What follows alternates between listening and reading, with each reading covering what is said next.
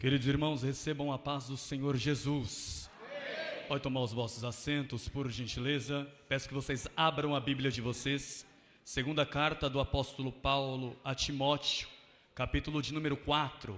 Faremos menção do versículo de número 6 ao versículo de número 18. Segunda carta de Paulo a Timóteo, capítulo 6, verso 18. Enquanto os irmãos aguardam a leitura da Bíblia, eu queria agradecer primeiramente a Deus pelo privilégio, pela oportunidade que o Senhor me concede de mais uma vez poder tomar desta tribuna para falar da santa palavra de Deus. Eu posso dizer, irmãos, que eu estou extremamente feliz e extremamente satisfeito esta noite, até porque é a primeira vez que eu prego em um congresso aqui nesta congregação, e para mim a congregação mais importante do setor, para mim a congregação mais linda do setor, porque faz parte da minha vida. Aqui congrego há 20 anos e o Senhor Jesus tem feito grandes coisas por nós, por isso estamos alegres. Quem está alegre com Jesus dá um glória a Deus. Suposto, queria agradecer ao nosso pastor Hélio Santos pela oportunidade.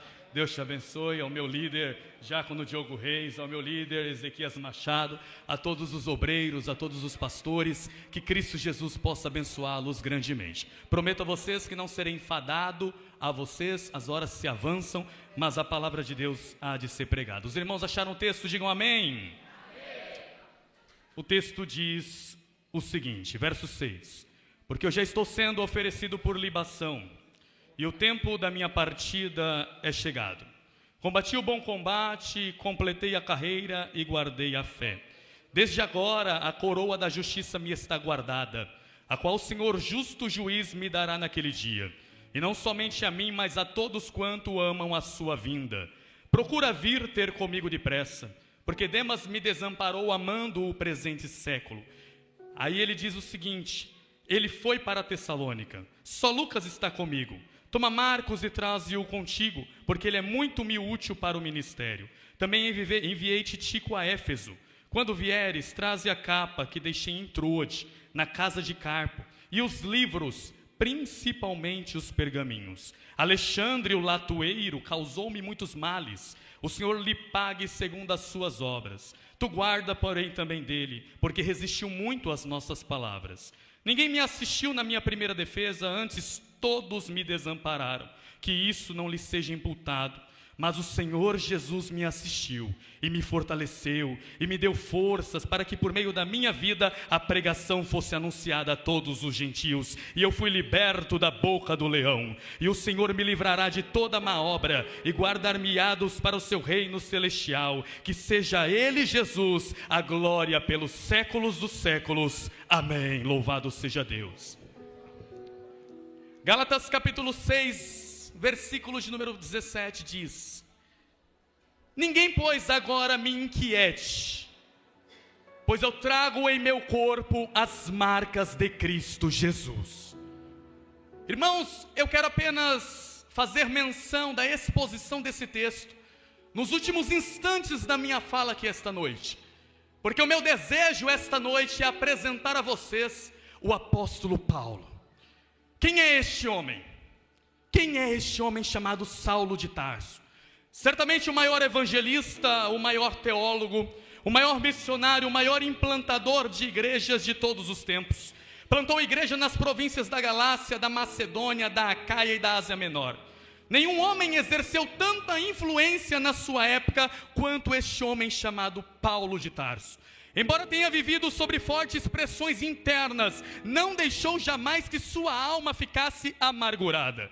Pois ele pregou, irmãos, com zelo aos gentios e aos judeus. Pregou nas sinagogas, pregou nas cortes, pregou nos palácios, pregou na prisão, pregou quando estava solto nas praças. Com a mesma motivação, pregou quando tinha fartura, quando possuía muito, mas também quando não possuía absolutamente nada. Quem é este homem chamado Saulo de Tarso?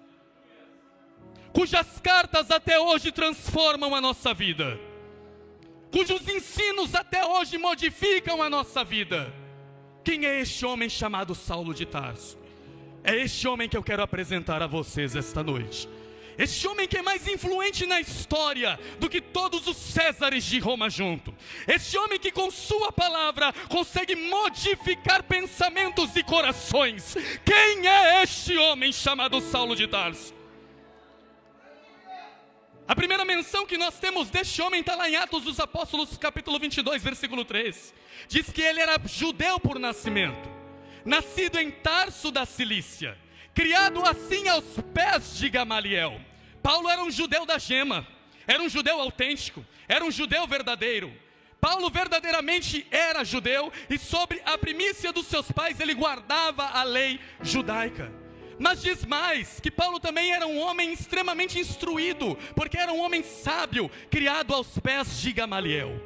Quem é Gamaliel? Gamaliel é o neto do grande rabino Hilel, que fez escolas rabínicas lá em Jerusalém. Este homem é um autêntico construtor de mentes. Este homem passeia entre os corredores do saber de uma forma extraordinária. Tanto é que quando este homem chega em Atenas, capital intelectual do mundo, ele discute com os estoicos, ele discute com os epicureus, na mesma linha de raciocínio dos estoicos e dos filósofos da Grécia. Mas a Bíblia nos diz que ao mesmo instante que Paulo cresce na decantada Jerusalém, prelustrando os bancos de uma academia, um outro rabino também crescia nas terras da Judéia. E quem era este rabino? Este rabino não estava em Jerusalém, mas estava lá nas partes altas da Galileia, lá na desprezada Jerusalém. Mas a Bíblia diz que o rabino da Galileia cresce, é batizado por João Batista no deserto e inicia o seu ministério. E interessante é saber que o ministério do rabino da Galileia não era como os escribas e os fariseus ensinavam, porque os cegos viam, os coxos andavam, os mudos falavam, os surdos ouviam, os mortos ressuscitavam e a glória de Deus era manifesta. Mas o sinédrio judaico, com inveja do rabi da Galileia, procuram-no, cercam-no, levam-no ao pretório romano. E na quinta-feira mais triste de toda a história, preste atenção em mim em nome de Jesus, na quinta-feira mais triste de toda a história, julgam o rabi da Galileia, condenam-no à morte, e à morte de cruz. Na sexta-feira o rabi da Galileia é pendurado no madeiro entre os céus e a terra. E às 3 da tarde o rabi da Galileia dá um brado de vitória dizendo: Tetelestai, está consumado. E eles silenciam o rabi da Galileia. O rabi da Galileia está morto. O rabi da Galileia está silenciado para o alívio do sinédrio judaico. Mas uma bomba explode no arraial do inimigo, porque a manhã mais linda de toda a história chegou, porque o domingo mais extraordinário de toda a história chegou. O túmulo do rabi da Galileia foi aberto, e aberto de dentro para fora. Ele ressuscitou para a glória de Deus Pai. E é nesse instante, depois de sua ressurreição, que ele diz aos seus discípulos: ide por todo o mundo e pregai o evangelho a toda criatura. Quem crê e for batizado será salvo, quem não crê está condenado. Portanto, ide por toda a terra de Jerusalém, da terra da Judeia, em Samaria e até os confins da terra. E os discípulos, ouvindo a voz do rabi da Galileia, fazem o ide. É nesse instante que Saulo de Tarso se levanta como o maior opositor da história do cristianismo. Temos duas características deste homem no livro dos Atos dos Apóstolos. A primeira característica desse homem é que ele era um religioso fervorente. Ele era um religioso autêntico. Ele era um religioso verdadeiro. Hoje de manhã, quando dávamos aula na escola bíblica dominical, falávamos sobre isso. Saulo achava que estava fazendo certo quando mandava matar os crentes. Ele achava que ele estava fazendo as coisas certas e agradando a Deus quando mandava perseguir a religião do caminho. Porque, irmãos, não adianta nada religiosidade sem o verdadeiro cristianismo. Não funciona. A gente pode vir cantar, pregar, fazer o que for. Se Jesus não estiver no negócio, não adianta de nada. Nada. Absolutamente nada. Paulo era um religioso. A segunda característica desse homem é que ele era uma fera selvagem. Nós vemos isso, irmãos, porque Paulo entrava nas sinagogas procurando assassinar os crentes. Paulo era um assassino. Paulo entrava nas cortes procurando matar os crentes. Paulo entrava nos colégios procurando quem professasse o nome de Jesus para ser afligido por ele. E Paulo mexia no intelecto dos crentes, porque dizia: ou você nega Jesus ou eu te prendo, ou você nega Jesus ou eu te bato, ou você nega Jesus ou eu te mato. Mas os crentes não negavam a sua fé em Cristo. Isso aferroava a mente deste homem, porque quanto mais persegue a igreja, irmãos, mais a igreja cresce para a glória de Deus. A igreja é indestrutível, porque o Deus da igreja chama-se Jesus de Nazaré, e Ele está aqui entre nós essa noite. A terceira característica que temos desse homem, no livro dos Atos dos Apóstolos, é que além de ser um religioso fervorente, além de ser um religioso autêntico, além de ser um perseguidor da igreja, Paulo também era um touro bravo. Como que eu sei que ele era um touro bravo? Porque quando Jesus joga ele por terra, diz para ele: Saulo, Saulo, dura coisa te é recalcitrares contra os aguilhões. Irmão, o que é aguilhão? Aguilhão é uma ferramenta utilizada para amansar touro bravo. Aguilhão é uma ferramenta utilizada para amansar aquele que não quer ser amansado. Mas a Bíblia nos diz que Paulo estava com cartas para ir a Damasco para matar os crentes. E no meio do caminho o touro bravo teve um encontro com o domador de touro bravos. O tomador de touro bravos achou o touro bravo no meio do caminho de Damasco, jogou o touro bravo por terra, e nesse instante, apóstolo Paulo se torna, louvado seja Deus, um crente na presença de Jesus. Irmãos, eu fico maravilhado, pastor, eu fico maravilhado, porque não foi Saulo que foi atrás de Jesus. Se dependesse de Saulo, ele ia morrer na sua impiedade. Se dependesse de Saulo, ele ia morrer daquele jeito que ele estava. Mas foi Jesus que foi atrás de Saulo. E não é diferente de mim e de você essa noite aqui não, tá? Você não é bonitinho e especial, ouro puro de ofício, coisa nenhuma. Você é lavado, remido e comprado pelo sangue precioso de Jesus. E só estamos aqui porque Ele nos escolheu. Quer privilégio melhor que esse? Ele te escolheu. Quantas pessoas, irmã Patrícia, vai passar a vida toda sem nunca ouvir o Evangelho? Mas olha nós aqui, louvado seja Deus, comprados pelo sangue. Eu sinto a graça de Deus aqui esta noite. A narrativa de Atos continua, porque Saulo fica cego. E no instante que ele fica cego, Jesus fala para ele: vai à rua chamada direita, entra na casa de um homem chamado Judas, e lá eu vou te dizer o que você tem que fazer.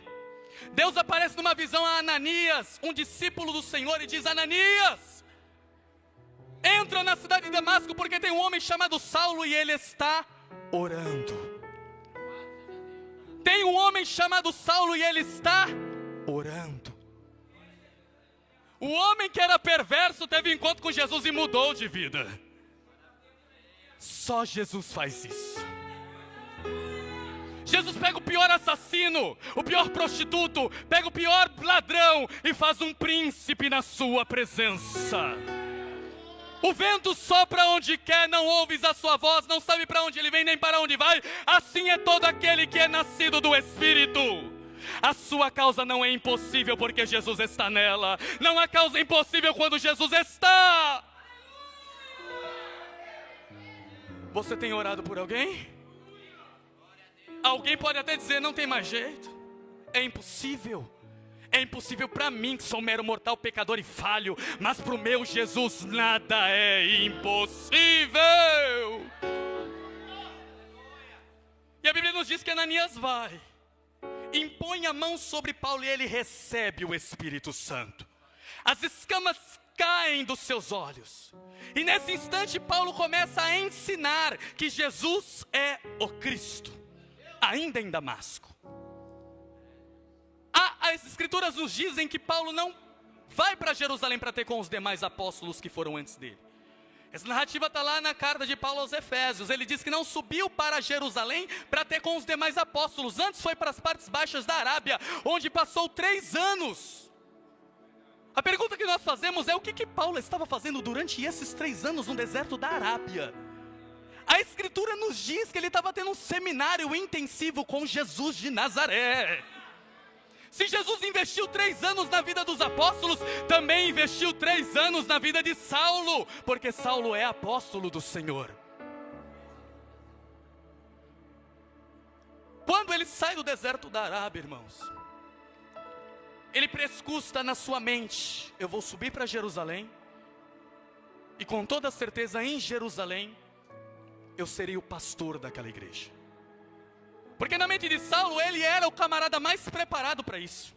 Repare que já é convertido, é um salvo em Cristo, já aceitou Jesus, mas ainda tem uma mentalidade egoísta, uma mentalidade egocêntrica, uma mentalidade achando que só ele pode fazer e só ele sabe fazer. Irmãos, não tem estrelas no reino de Deus. Todos nós aqui somos iguais diante do Senhor. O único sol que brilha aqui é o sol da justiça, o nosso eterno Redentor. Não tem estrela no reino de Deus. Não tem, queridinho de Jesus, isso não existe. E Saulo teve que aprender essa lição, irmãos. Teve que aprender essa lição. A Bíblia nos diz que ele, teimoso, vai para Jerusalém, porque ele estava sobre a égide da velha aliança. Qual que era a égide da velha aliança? Lembra quando o Moisés desce do Monte Sinai com as tábuas da lei? O povo disse: tudo que você disser, Moisés, faremos. A pergunta é: fizeram? Por que não fizeram? Faltou-lhes confiança? Não, faltou-lhes poder. O crente não vai em canto nenhum sem poder dos céus. O crente não caminha uma légua sequer sem o poder do Espírito Santo de Deus. E Paulo precisava aprender esta lição: que nada depende de nós, tudo depende de Deus. Mas ele vai para Jerusalém, teimoso como era. Chegando em Jerusalém tem uma surpresa. Os apóstolos batem a porta da igreja na cara dele: nós não queremos você aqui. Desacreditavam da conversão dele. Imaginavam que a conversão dele não era uma conversão autêntica. A igreja fecha a porta na cara de Paulo.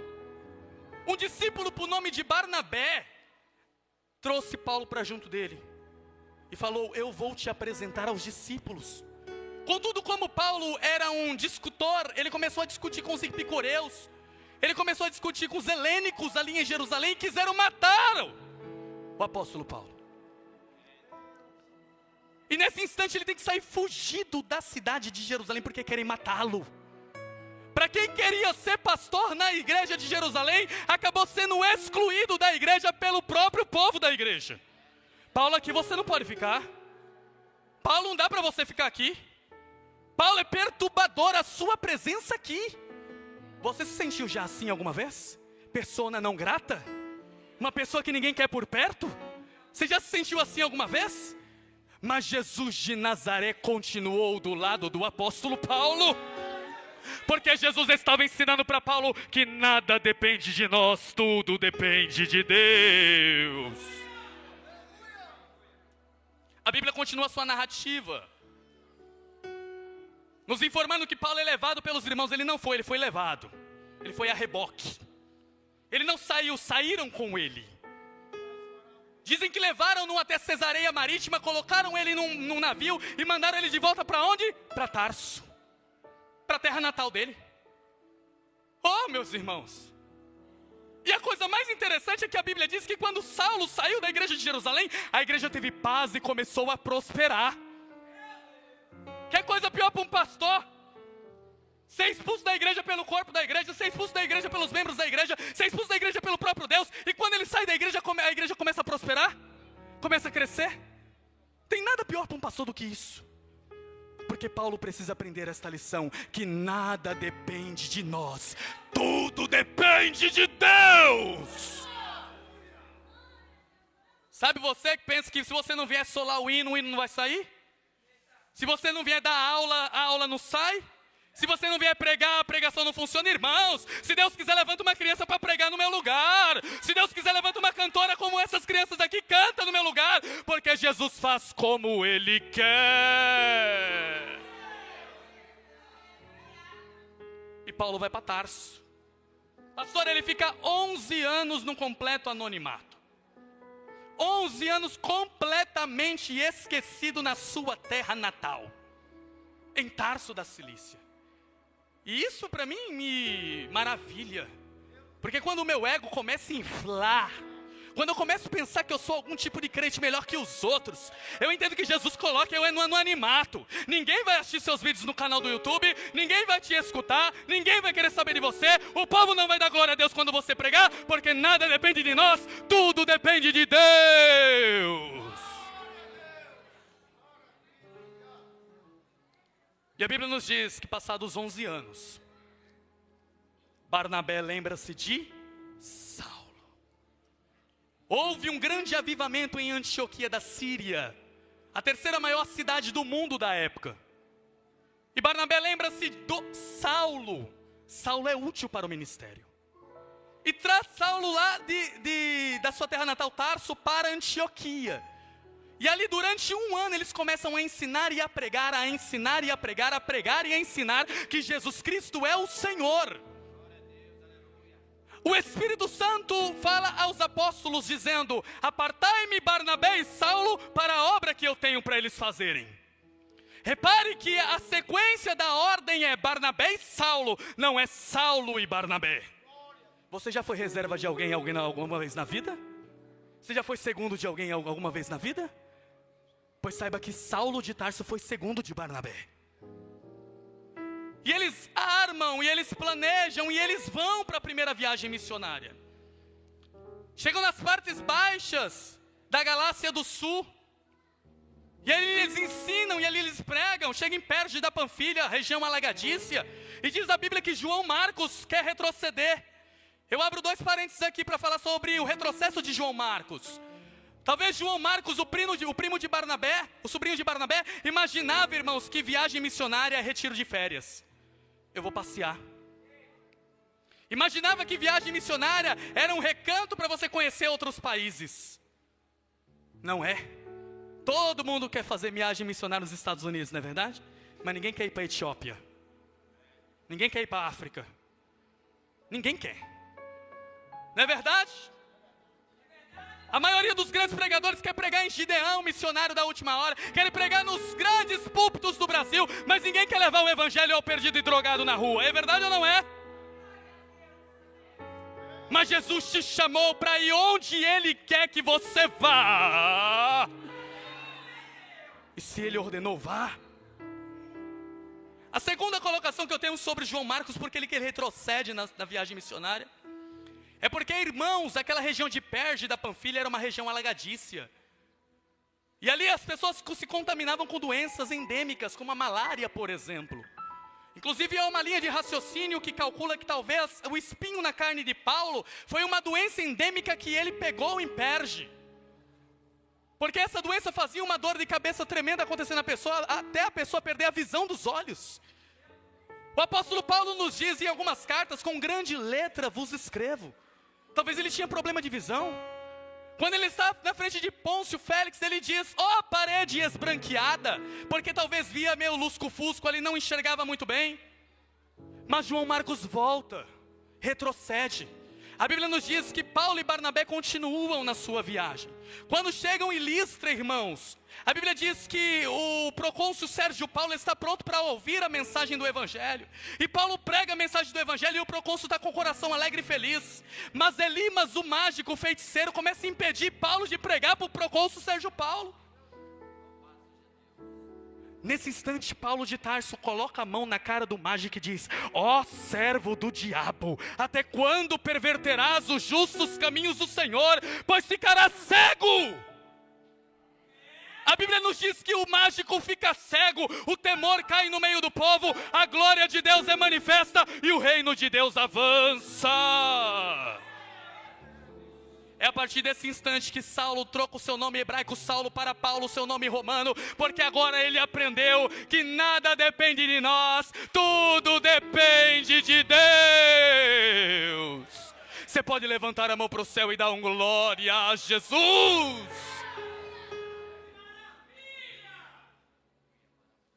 Primeira viagem missionária, coisa extraordinária. 5 grandes cidades, eles pregam, eles ensinam, eles implantam igrejas. E eles voltam para Antioquia da Síria, para afirmar aos demais apóstolos que lá ficaram, quão grandes coisas fizera Deus por meio da vida deles. Repare a afirmativa do texto, quantas coisas fizera Deus. Não é quantas coisas fizeram eles. A autopromoção não funciona no reino de Deus. Irmãos, não funciona a autopromoção no reino de Deus. Mormente, quem se promove sempre fica de escanteio. Agora aquele que não quer é aquele que Jesus levanta para fazer a sua vontade e fazer o seu querer. Tem escolhido de Deus aqui esta noite? Se tem, levante a sua mão para o céu e dê a melhor glória que você pode. Quantas coisas boas fez Deus. Paulo fala, chega em Barnabé, lá em Atos dos Apóstolos capítulo 15, depois da grande conferência em Jerusalém, a primeira grande conferência da igreja. Chega para Barnabé e diz, vamos para a segunda viagem missionária, Barnabé? Barnabé diz, vamos, Saulo. Só que tem uma coisa, Saulo. O meu sobrinho, João Marcos, aquele que nos abandonou em Perge da Panfilha, ele quer ir conosco. Paulo fala para Barnabé, não, Barnabé. Ele nos abandonou no meio do caminho, não é justo ele ver esse camarada com a gente, não. João Marcos era jovem, igual vocês aí, ó. Retrocedeu. E Paulo deu na cabeça dele, falando, você não vai com a gente. Comigo você não anda. A Bíblia diz que houve tão grande desavença entre Saulo e Barnabé, que os dois já não puderam mais andar juntos por causa da briga que eles tiveram. Os homens de Deus não devem brigar, mas de vez em quando eles brigam. Os homens de Deus não devem discutir, mas de vez em quando eles discutem. A igreja não deve discutir entre si, mas de vez em quando acontece. Mas ainda com a discussão do povo de Deus, Deus nunca deixa de ser honrado. Sabe por quê? Porque agora Deus não tem mais uma viagem missionária. Deus agora tem 2 caravanas de viagem missionária. Porque o reino não depende de nós. O reino depende da mão poderosa do nosso eterno Redentor.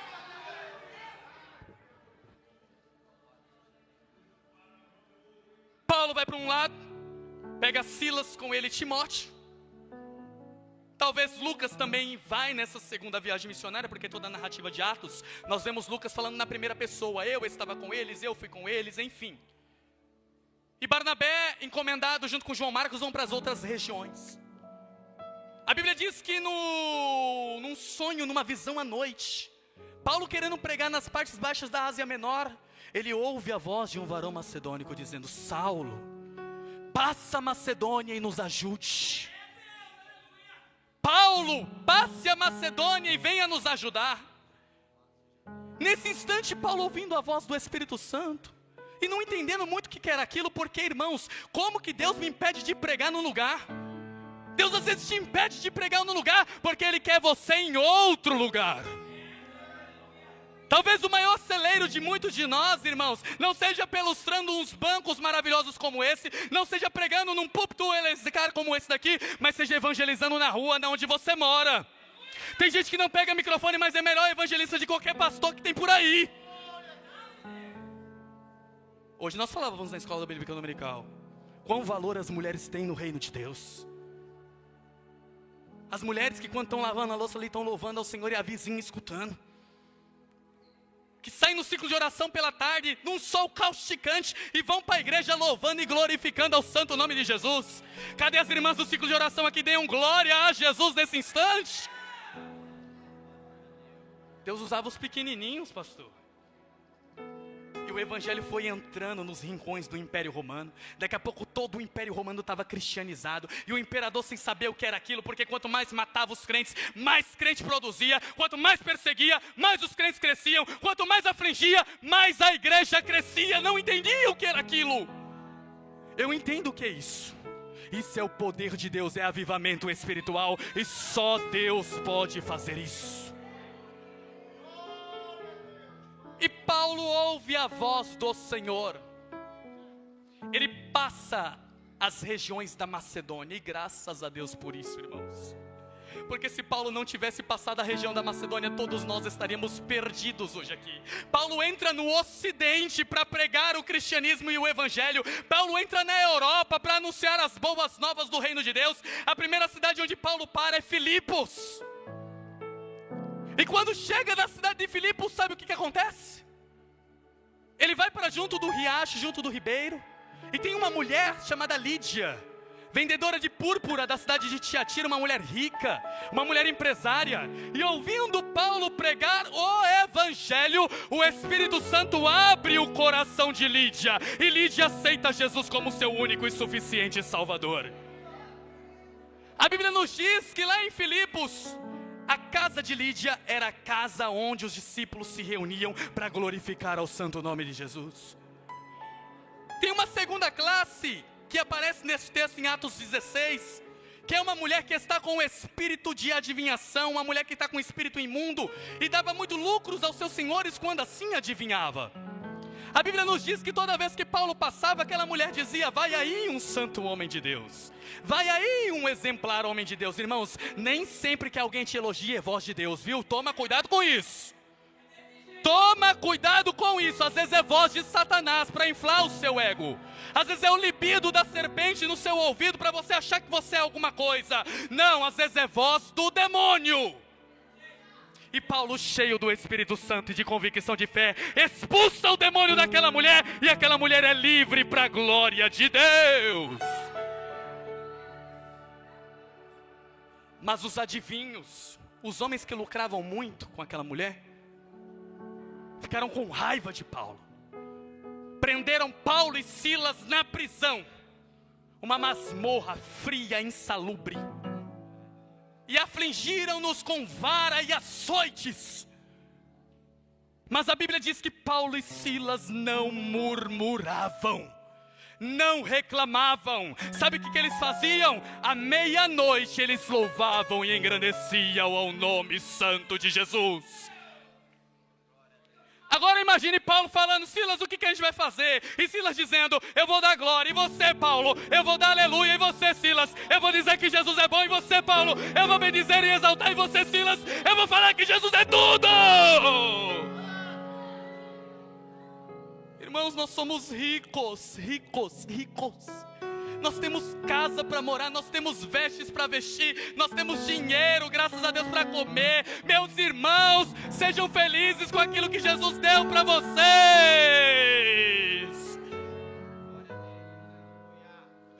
A Bíblia nos diz que ainda em Filipos Paulo diz: eu sou um cidadão romano, vocês fizeram errado comigo. Os homens assustados com aquilo. Antes o carcereiro, temendo a sua própria vida, queria se matar. Paulo fala para ele: não se mate, todos os presos estão aqui, nenhum fugiu. Ah, Paulo, mas o que eu tenho que fazer para ser salvo? Crer no Senhor Jesus e será salvo tu e a tua casa. A palavra de Deus para mim e para você esta noite é essa: creia no Senhor Jesus e será salvo tu e a tua casa. Creia no Senhor Jesus, que Jesus vai trazendo de pouquinho. Daqui a pouco está todo mundo aqui para a glória de Deus.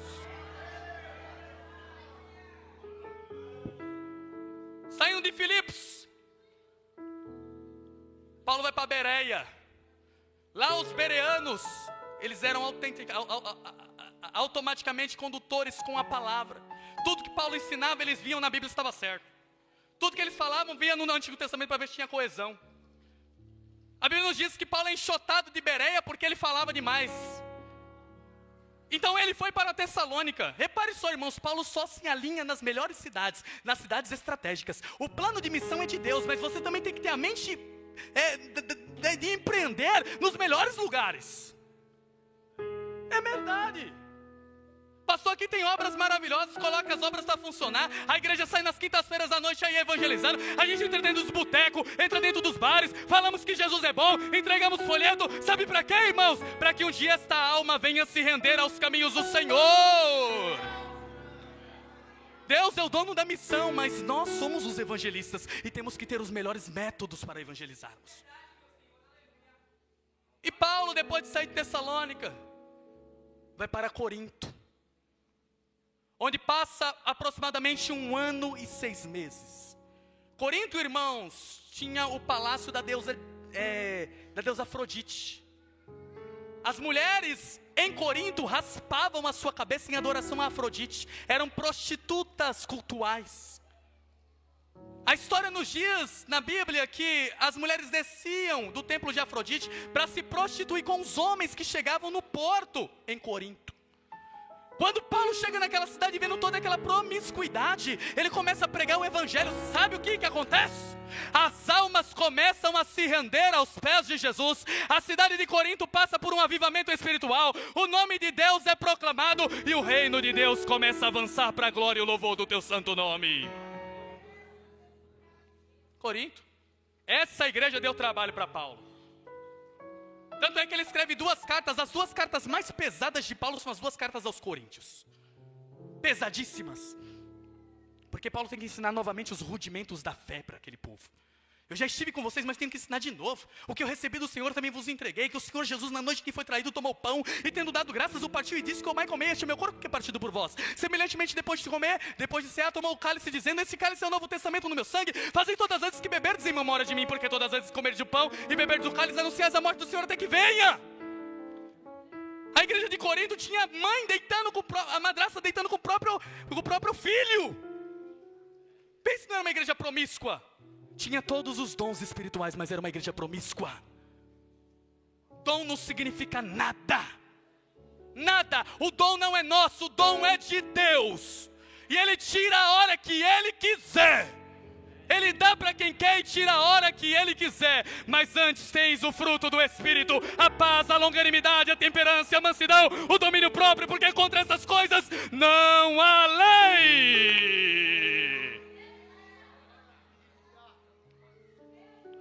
Glória a Deus. Paulo volta para Antioquia depois da segunda viagem missionária, contando novamente não as coisas que eles fizeram, mas as coisas que Deus fez por meio da vida deles. A terceira viagem missionária está encomendada. Paulo vai para Éfeso. Chegando na cidade de Éfeso, irmãos, onde tinha o templo da deusa Diana, Diana dos Efésios. Os nichos do templo da deusa Diana eram o jeito daquele povo ganhar dinheiro. É como se fosse Aparecida. Quando você vai para Aparecida, tem lá os nichos, né? Onde se vende lá as estatuazinhas da Cidinha lá, né? É naquele lugar lá. As vendilhões, aquelas coisas todas, é tipo aquilo. Quando Paulo chega lá, irmãos, ele fica 3 anos na cidade de Éfeso.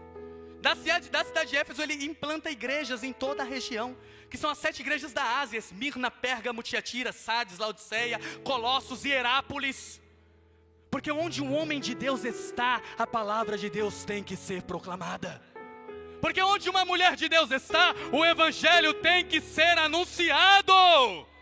Se você está num lugar e o evangelho está sendo anunciado, você não é crente. Agora, se você está num lugar e está sendo apedrejado, e está sendo vilipendiado, e está sendo cuspido por amor ao evangelho, levante a mão para o céu e glorifique ao nome de Jesus. Eu já estou encerrando. 3 anos que Paulo fica em Éfeso, a feitiçaria cai por terra. A adoração a Diana cai por terra. Mas você pensa que foi fácil para o apóstolo? Não. Apedrejamento, açoites, com varas, com chicotes. E batiam em Paulo. Ele foi dado como morto. A Bíblia diz que ele enfrentou feras em Éfeso. Fazer a obra de Deus, irmãos, não é para qualquer um. É só para quem é lavado, remido e comprado no sangue de Jesus. A Sofia nos falando aqui que esteve no Pará, que esteve aqui, que esteve ali, que foi para lá, que foi para cá. Irmãos, isso é cansativo. Tem hora que eu creio que você fala, meu Deus, eu não aguento mais esse negócio, eu vou parar com isso. Mas Deus não deixa parar, porque tudo depende de Deus e nada depende de nós. Ele volta da terceira grande viagem missionária. Dessa vez com as coletas para os pobres da Judéia, porque ele saiu para coletar ofertas, não para ele, para os pobres da Judéia. Houve uma grande fome na época do imperador Cláudio, provavelmente no ano 52. E é este ano que Paulo passa por todas as regiões, todas as suas igrejas, encomendando valores, não para encher o seu próprio bolso, mas para que pudesse alimentar os pobres da Judéia. A igreja não é lugar de você encher o seu bolso com as ofertas. A igreja é lugar, louvado seja Deus, de você abençoar a obra de Deus.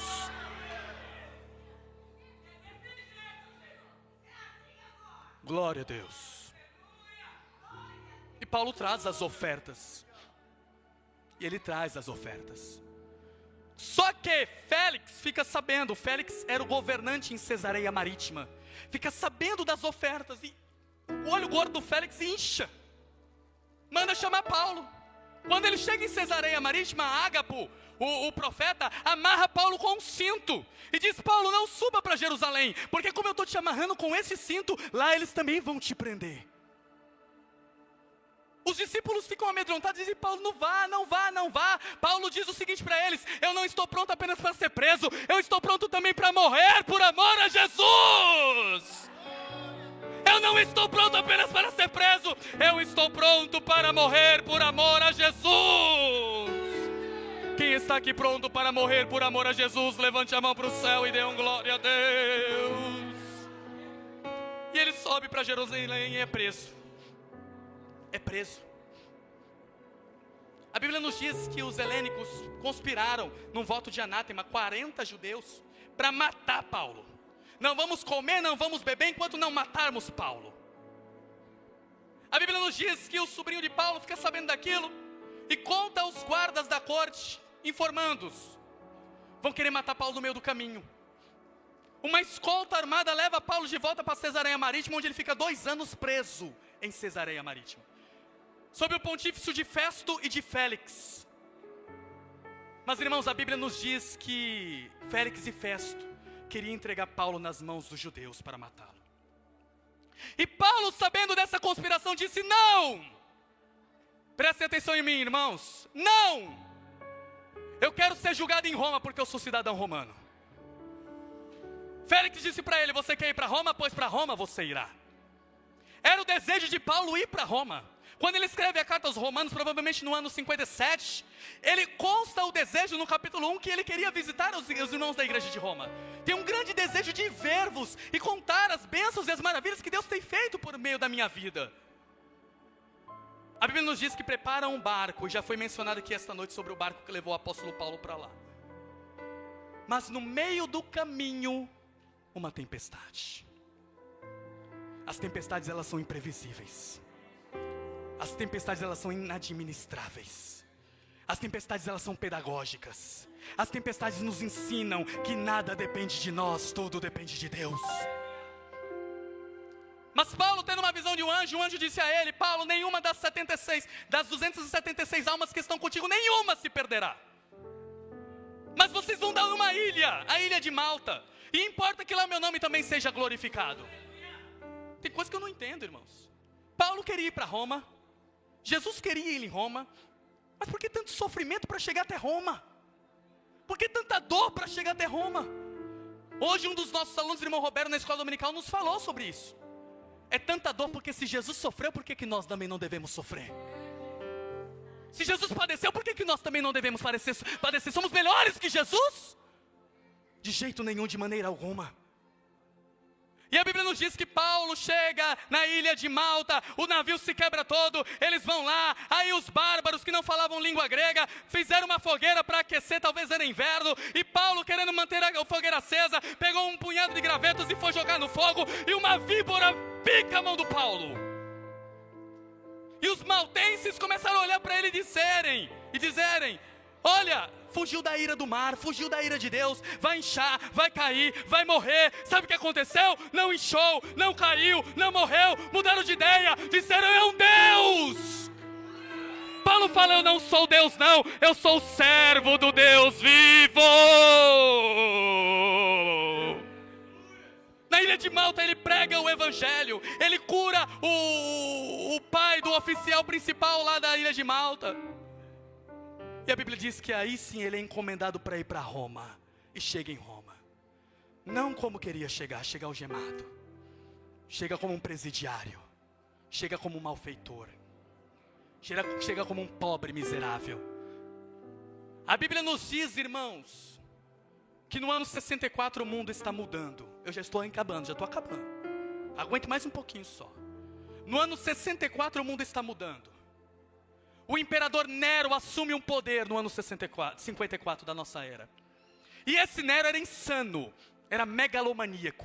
Mandou matar sua própria mãe, Agripina. Mandou matar um monte de esposas que ele teve. Mandou castrar um jovem para ser esposa dele. Nero era perverso, era mau, era um homem rudimentar. E sabe o que ele faz? Ele põe fogo na cidade de Roma. 14 dias, irmãos, a cidade completamente incendiada.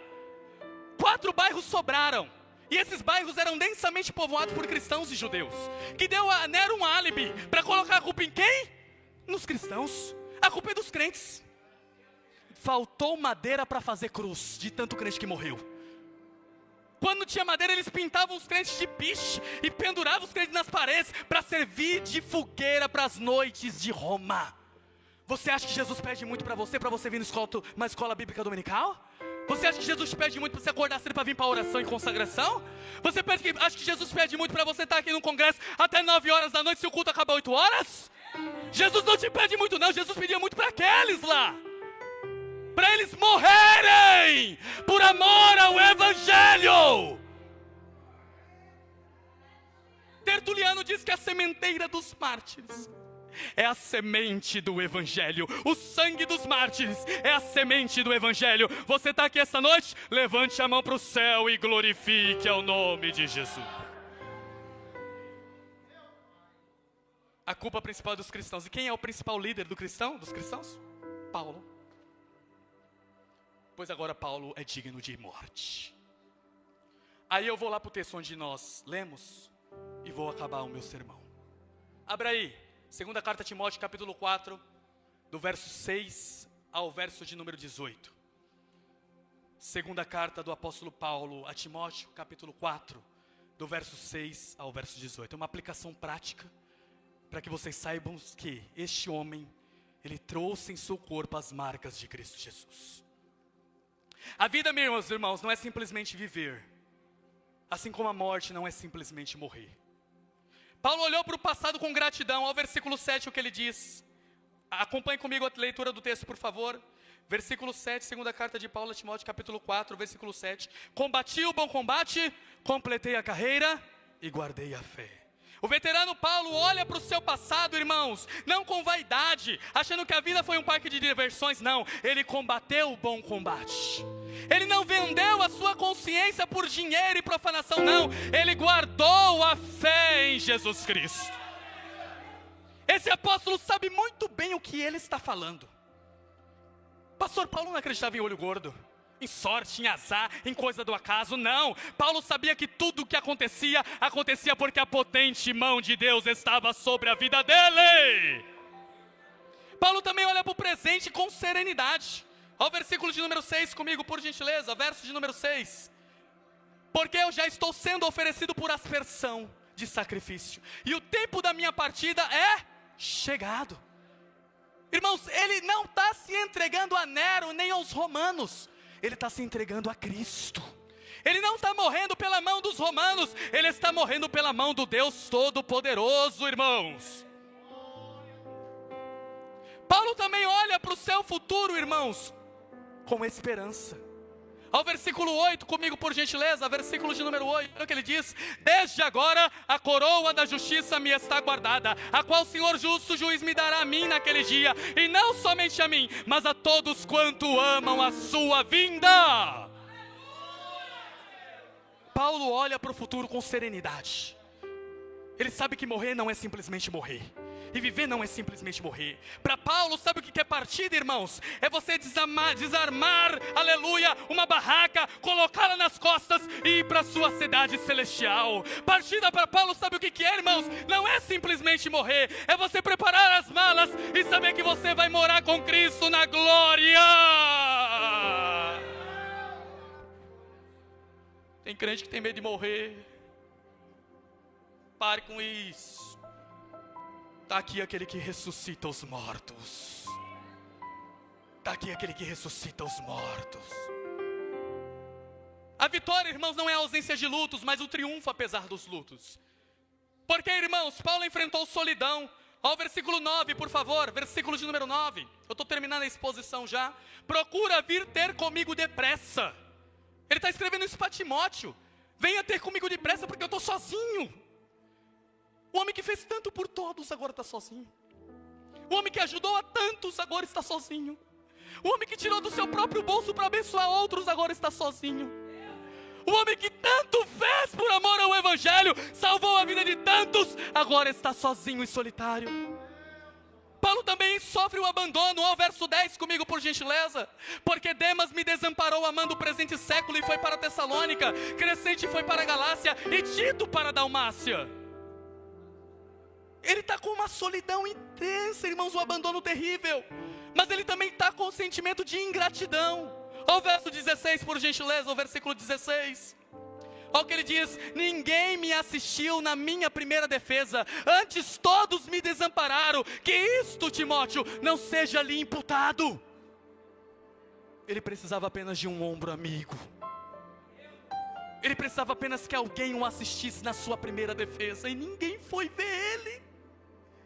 Quando ele escreve a segunda carta de Timóteo, capítulo 2, ele diz que Timóteo estava com vergonha dele, por causa das suas algemas. Oh, irmãos, às vezes a gente faz tanto, e não é visto, não é lembrado. Às vezes a gente tenta fazer o nosso melhor, e ninguém dá valor para a gente. A gente sofre tanto por amor à obra, e às vezes ninguém valoriza a gente. Aleluia. Mas Paulo continua falando. Olha o versículo 17, por favor. Mas o Senhor me assistiu e me fortaleceu, para que por mim fosse cumprida a pregação, e todos os gentios a ouvissem, e fiquei livre da boca do leão. O homem pode te desamparar, o homem pode te esquecer, o homem pode te rejeitar, mas Jesus não te esquece, Jesus não te abandona, Jesus não te alarga, Jesus é tudo na sua vida.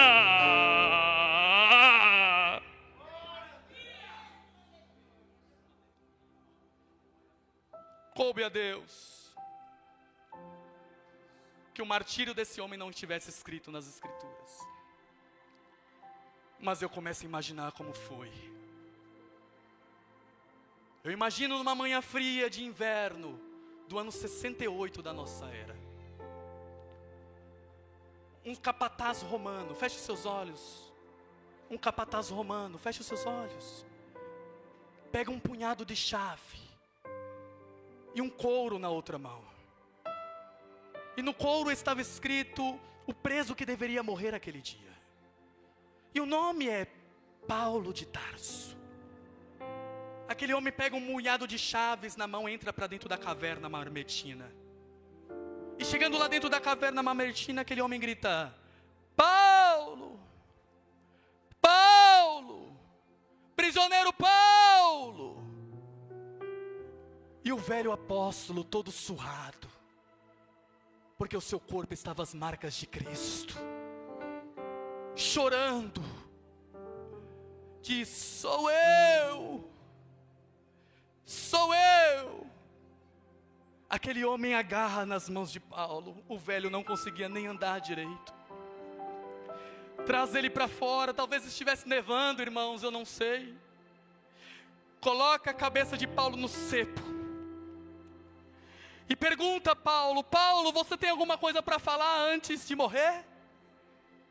Talvez imaginando que o apóstolo iria maltratar, iria judiar, iria blasfemar, iria falar contra Jesus. Paulo, com a voz embargada, diz: eu tenho sim algumas coisas para falar. Eu não tenho a minha vida nada mais do que preciosa, portanto que seja pregado o evangelho por meio dela. A Ele, Jesus, a honra, a glória e o louvor pelos séculos dos séculos. A espada de Roma tosa-lhe a cabeça, corpo para um lado, cabeça para o outro. Eu vejo gente chorando aqui esta noite. Tombou na terra um Marte, nasceu no céu um príncipe para a glória de Deus. Aleluia. É este homem que diz a mim e a você esta noite: sede meus imitadores, como eu sou de Cristo Jesus. Sede meus imitadores, como eu sou de Cristo Jesus. Eu ouço línguas estranhas neste lugar. Sede meus imitadores, como eu sou de Cristo Jesus. Porque eu trago em meu corpo as marcas de Jesus de Nazaré. Ninguém agora me importune, ninguém encha a minha paciência, porque eu trago em meu corpo as marcas de Jesus de Nazaré. Com a permissão do pastor, vamos nos colocar sobre os pés em nome de Jesus. Irmã Sofia, venha louvar um louvorzinho bem breve aqui, irmã Sofia, para nós fazermos o apelo. Em nome de Jesus. Você que tem um pai aqui esta noite, vai abraçar o seu pai em nome de Jesus. Esposa que tem seu marido aqui, vem abraçar. O seu marido é um homem de valor. Vem abraçar, o seu marido é um homem de Deus, é um homem forte em tempos de crise. Venha dar um abraço no seu esposo aqui. Esposas, venham abraçar os vossos maridos aqui esta noite. Stephanie, vem para cá, para perto de mim. Venha para cá, para perto de mim. Nesse instante, você que tem um amigo próximo, abraça seu amigo também. Aqui está homens valorosos, soldados de Cristo, cheios do Espírito Santo. Esposas, abracem os vossos maridos aqui esta noite. Glória a Deus. Você que é filho, vá lá abraçar o seu pai. Seu pai é valoroso, seu pai é homem de Deus. Louvado seja o nome do Senhor. Nós vamos orar, nós vamos cantar nesse instante para encerrarmos a mensagem. Vem cá, meu amor. Fica aqui do meu lado. Aleluia, aleluia. Glória. Homens fortes, irmã Sofia, em tempos de crise. Aleluia. Com teu Espírito tu me selaste. Você que está aqui esta noite, com fogo santo, que ouviu a mensagem do Evangelho, me batizaste, que entendeu sobre a vida do apóstolo Paulo, nada pode nos separar. Vai me separar. Nada. De ti, Senhor. Absolutamente nada pode nos separar de Jesus. Eu vejo pessoas chorando aqui esta noite. Espírito Santo, visite cada alma, cada coração. Você que ainda não é crente, vem aqui pra frente. Você que ainda não ouviu sobre Jesus, venha. Hoje é dia. Homens fortes em tempos de crise. Glória a Deus. Glória a Deus. Você pode dar glória, dê glória, dê glória, dê glória, dê glória, dê glória. Profetize sobre a vida do seu esposo, mulher de Deus. Profetize que ele é uma bênção, ele é uma bênção. Jesus, eu preciso. Filhos, profetizem sobre a vida dos vossos pais. Eu faço de azeite, eu quero encher. Glória a Deus. Minha alma necessita de ti, necessita de ti.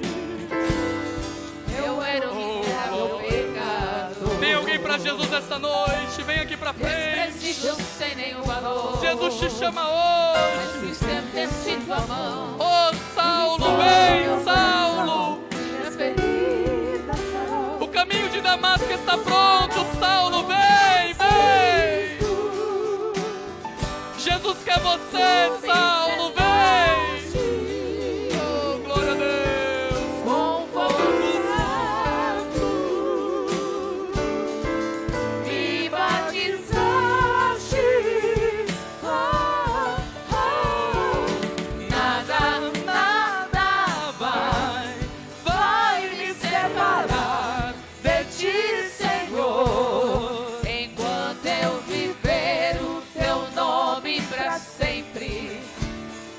altar.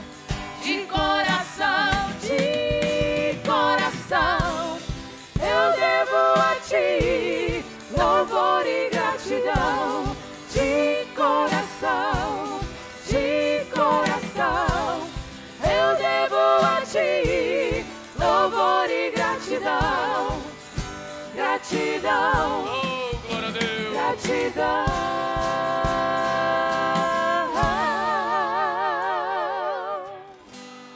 Jesus, eu preciso do teu amor.